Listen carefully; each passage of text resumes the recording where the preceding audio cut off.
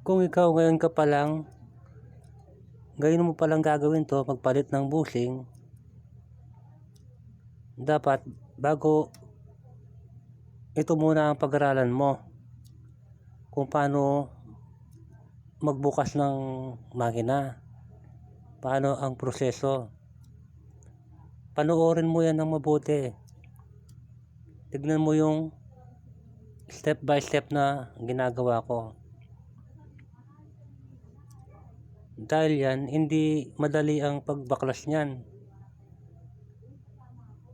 Ang pagpalit ng bushing ay mukhang simple pero hindi ganun kadali yon.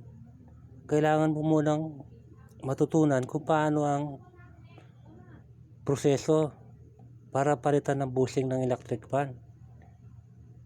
Dahil yan, meron din yung sensitibong parts na hindi pwedeng magalaw.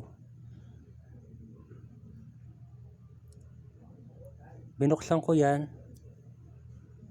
dahil tatanggalin ko muna ang kanyang wire sa kanyang koneksyon. Yan, merong isang common dyan na nakatakip ng close end wire. Tanggalin muna natin yan.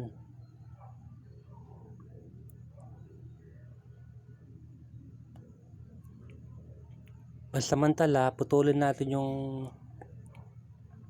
mga wire na nandyan sa selector switch nya, yung speed. Magtira kayo ng konting wire para alam nyo kung saan nyo ibabalik.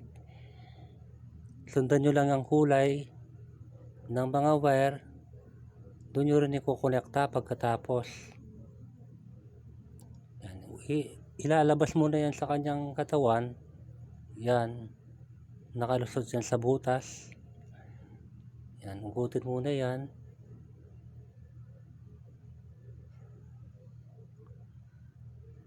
Tsaka na natin umpisahan na tanggalin ang tornilyo ng motor. Unahin natin yung sa swing gearbox. Yan. Tapos yan, isunod na natin ang motor.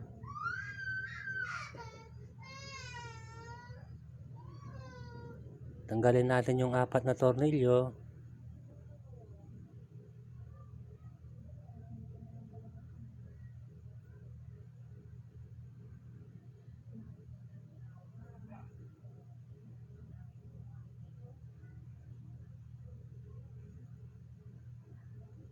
Kung di ka pa nakasubscribe, please subscribe. And pahit na rin ng notification bell para maging updated ka sa susunod kong mga video.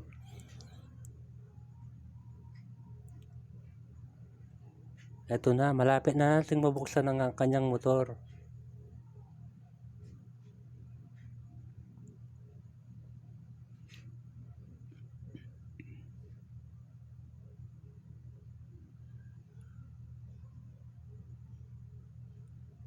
Kung kaya pang tanggalin yung sa ibaba, tanggalin natin. Kung hindi naman, wag na lang, pwede naman. Yan. Dahan-dahanan lang natin ng pagbukas. Kasi may kuryente yan na pwedeng mahuhugot. Yun yung pinaka-sensitive dyan. Kapag naputol yon, hindi na natin may babalik. May babalik man, mahirap. Yan, tinanggal ko rin yung capacitor na nakatornilyo dahil nakakabit din sa mga wire.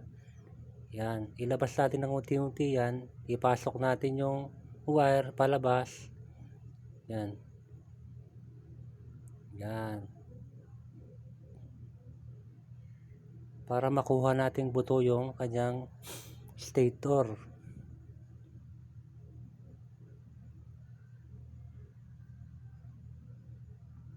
Yan. Ayan. Success na tayo sa pagtanggal ng kanyang stator.